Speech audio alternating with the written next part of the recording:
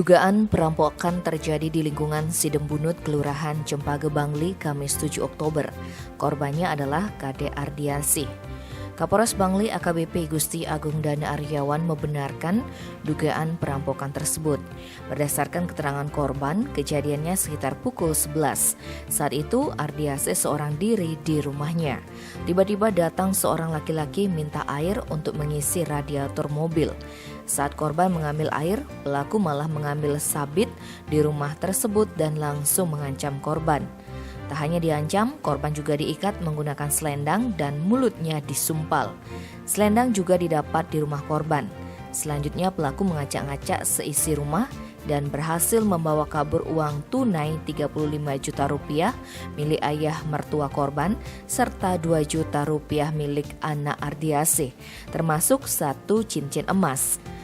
Dana Aryawan menambahkan korban mengaku tidak kenal dengan pelaku, namun masih bisa mengenali wajahnya sebab saat beraksi masker pelaku tidak dipakai dengan benar. Maskernya melorot ke bawah sehingga wajahnya bisa dilihat. Kasat Reskrim Polres Bangli AKP Andro Yuan Elim juga menegaskan kasus dugaan pencurian dengan kekerasan itu masih dalam penyelidikan. Hasil penyelidikan sementara, tidak ada tetangga korban yang mendengar saat terjadi perampokan. Tim Bali Express melaporkan.